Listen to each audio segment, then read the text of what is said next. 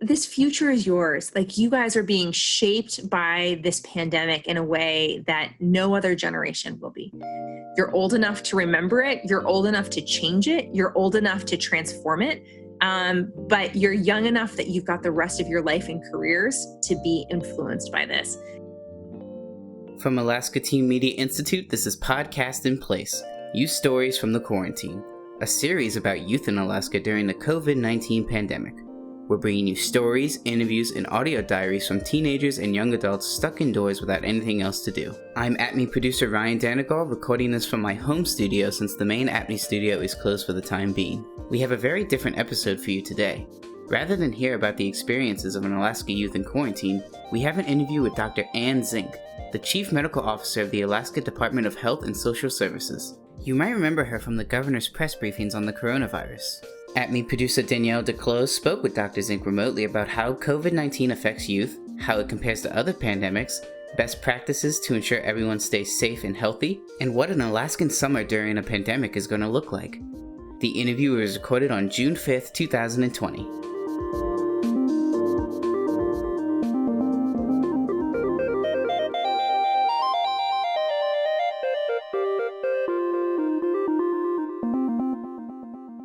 Could you talk to me a little bit about how COVID's been affecting youth and teens, and from your perspective, how are youth specifically being impacted? Yeah, so I think it's a really great question. I think that the role of children, both in the spread of the disease as well as in youth, is still unknown. And so I think that really youth and kids and younger kids have been kind of caught in the middle of it. And I think particularly teens, we don't know the rate at which they get COVID. We do know that some do get COVID and get very sick.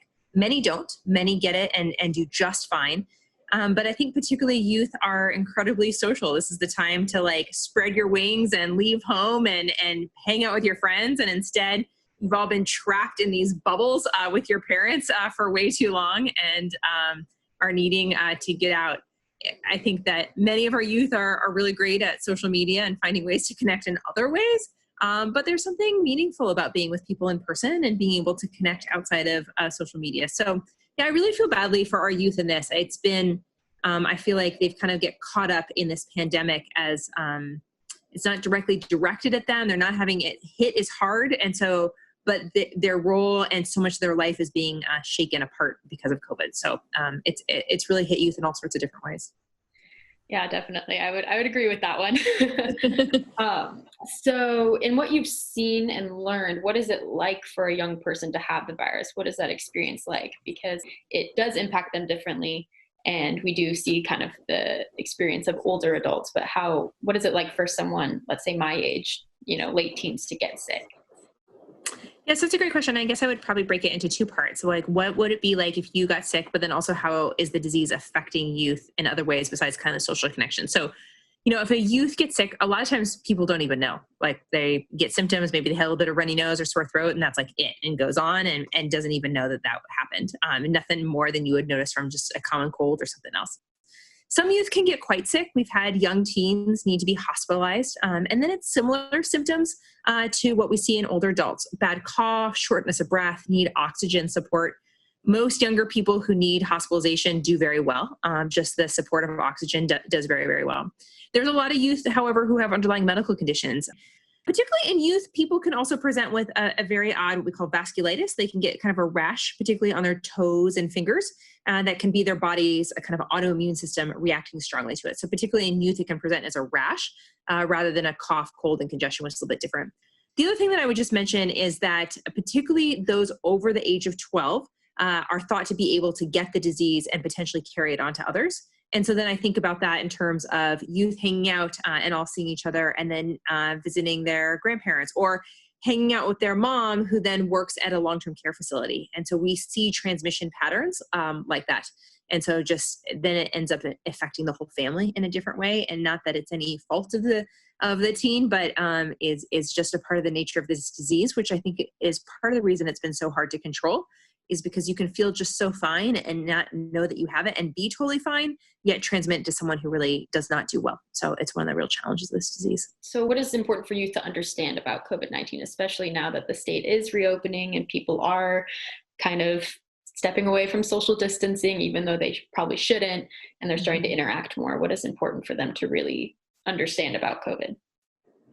Yes, I think we're in this challenging transition right now. So when it first was coming up and we were seeing the cases, the governor, we just really tried to like close things down, build up healthcare capacity and hold it at bay. And those numbers just plummeted. We kind of started to go up and our curve just flattened right off.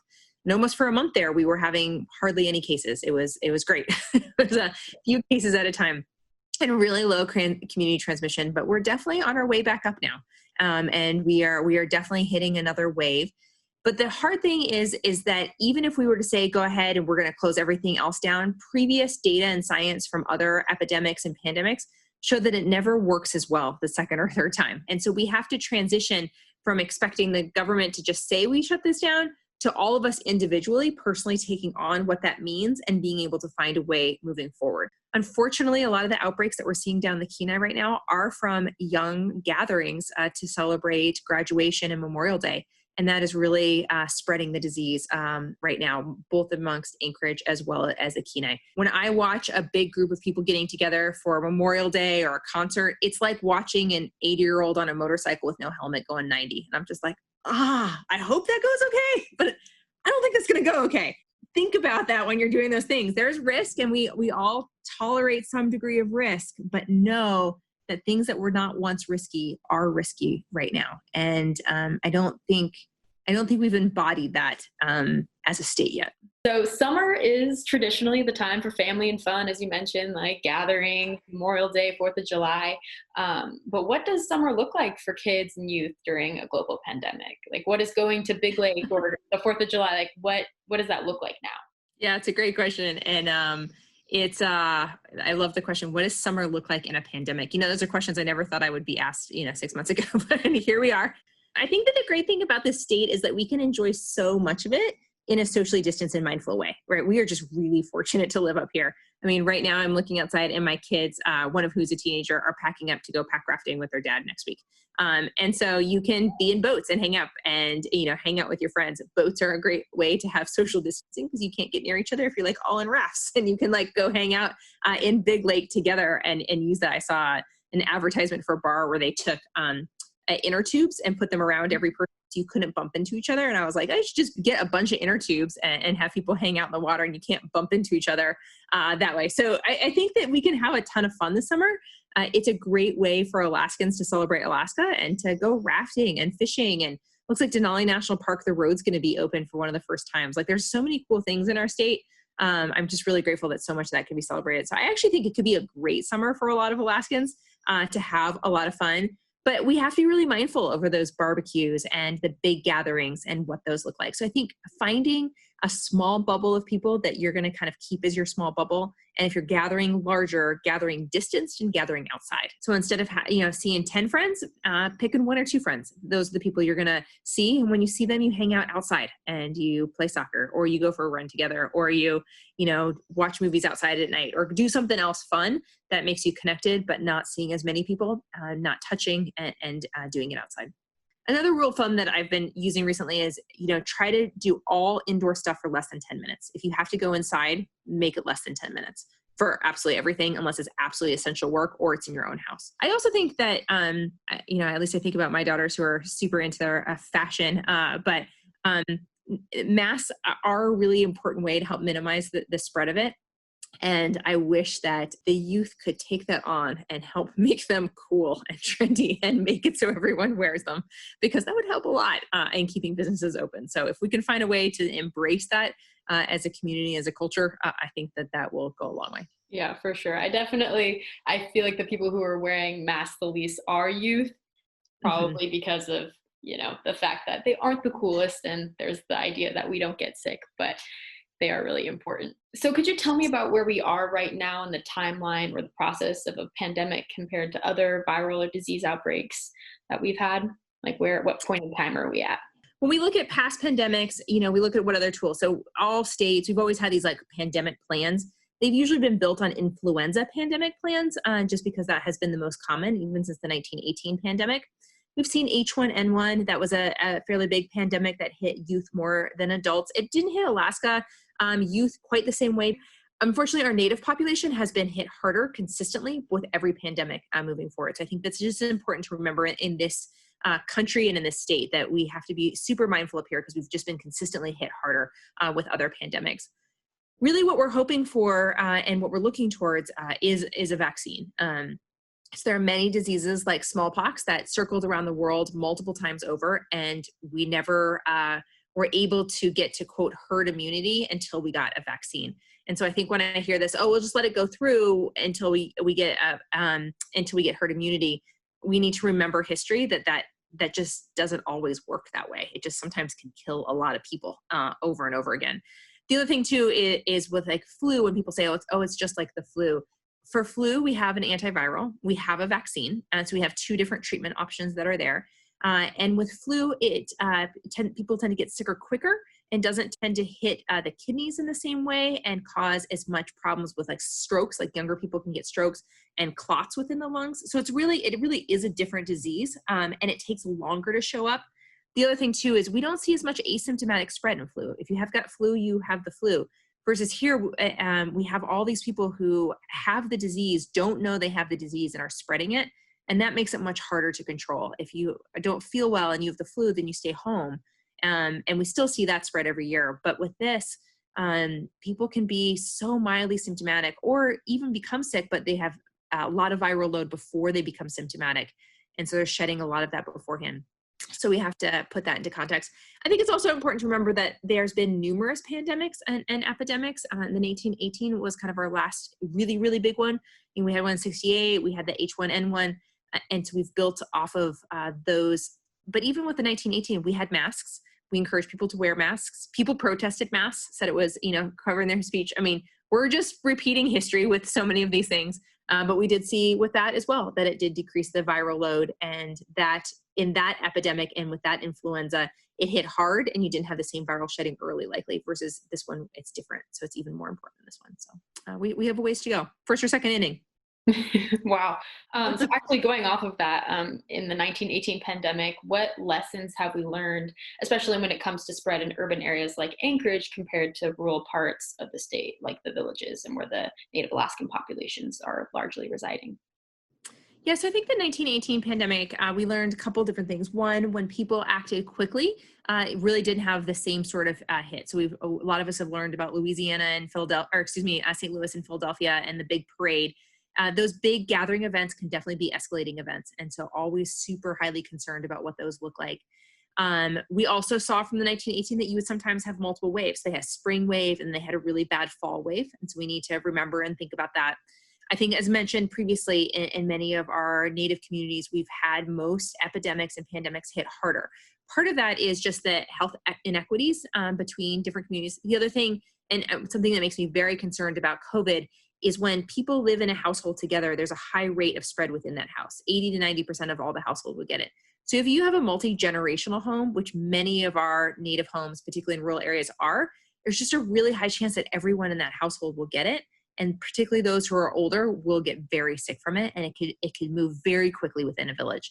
And because of the distances and remote location, I worry about like how far out they are, how quickly it could spread, and how sick people could get. The differences are that this hits slower. So 1918, people would be okay, and then the next day they could die. Versus this is a much slower disease process. Once people start to get sick, they can get sick quite quickly, but there's a while between diagnosis, 2 to 3 weeks before they really need ICU care.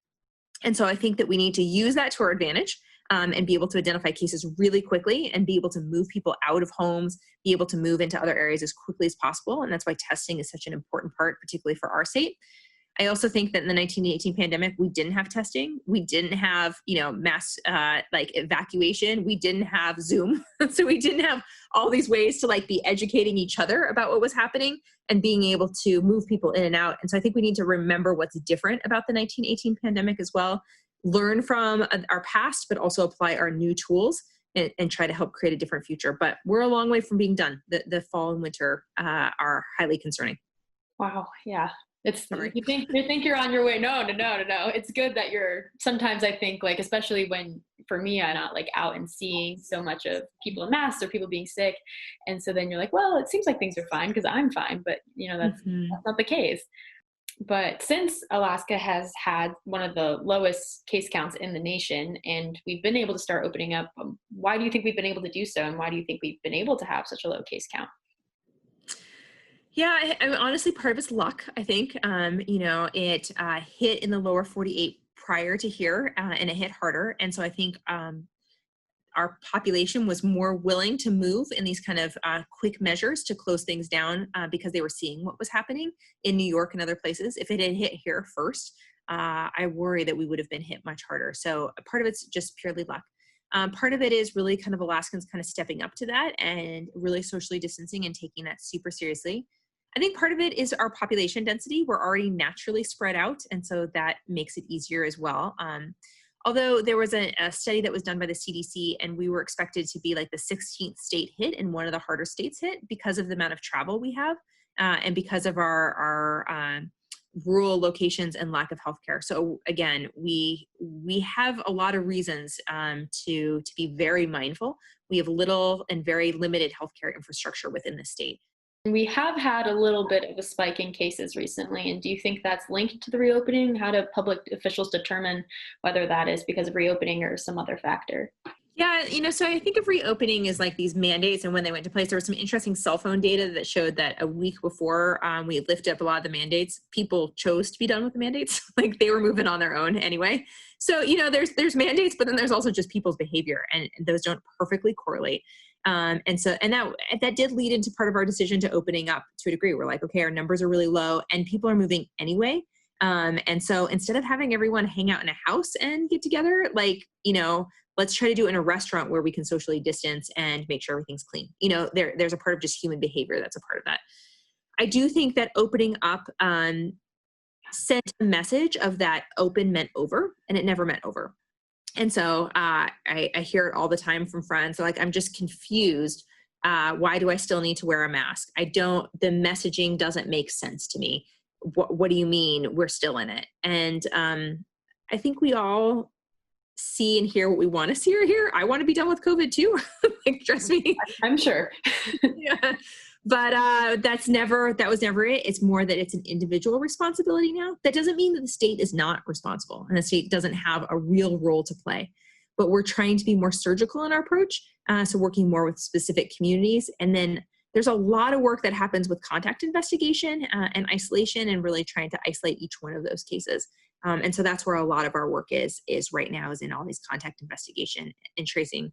I think the other thing too is, an earthquake we feel, we see, we all experience, and then we all just rebuild. And, we have aftershocks and it's never quite sure when it's going to be over, but at least we all experience it together. But just like you mentioned, you're in your bubble and it's hard to know, is it okay? Is it not okay? We're not feeling it in the same way universally across the path. And that makes it harder to know what to do and when not to, how to interact with other people. So it's made the messaging more challenging for sure.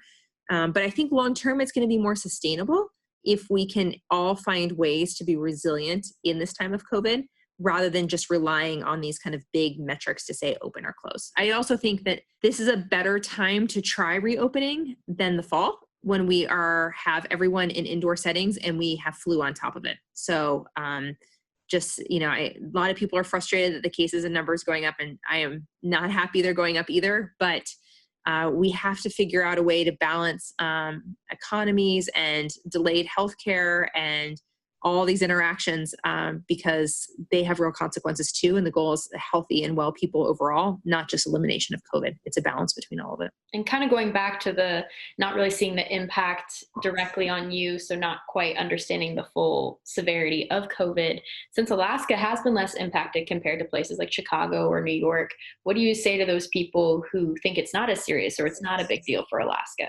I really hope for them it never becomes a big deal. It reminds me a lot of when I take care of a patient in the emergency department who had a car accident, and they say, I wasn't planning on this. This is not part of my day. No one really plans to have a car accident. No one really plans on having the pandemic hit them. But that doesn't mean we don't wear a seatbelt. That doesn't mean that we don't follow the speed limit. Doesn't mean we don't put on have airbags and work with industry.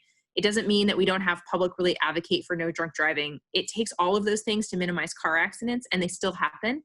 And I think we need to treat COVID in a similar way. We have to each take our part to minimize the death associated with it. And I hope that no one gets in a car accident, and I hope no one dies from COVID. But history would tell us that there's going to be both of those, and we all play a role in minimizing it. Wow, that is like the most perfect analogy I've ever heard for explaining the severity. I feel like everyone should be using that, because that's a very good way to communicate that. What does traveling to rural communities across the state for summer tourism or fishing look like during COVID? So, as we talked about earlier, our rural communities have less healthcare and are more limited. And so I think that we really have to respect their individual rules.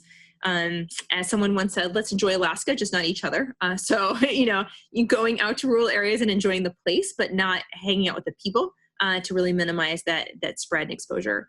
If people can directly travel to a lake or a cabin and isn't going to interact with other people, there's really no additional risk outside of the risk of flying to that. So I think that thinking about ways that you can travel to rural areas without interacting with other people is really, really helpful. That can be hard on things like planes. And I think that we have to take into account that travel is one of the major accelerating factors of COVID. And so what you can do to minimize it. So if you're going to travel someplace, really quarantining for 14 days beforehand. So, order your food in, don't hang out with other people to really minimize your chance that you get it. Wearing a mask during travel, like if you're getting on a plane. Partaking, many of our local rural communities have testing on site. And so we'll allow testing right there. So to get tested, to make sure that you don't have it. And again, staying 6 feet away from others, doing everything you possibly can outside. In a smallpox outbreak, one group of people said, okay, we're going to take care of each other. Let's hunker down. We'll get through this.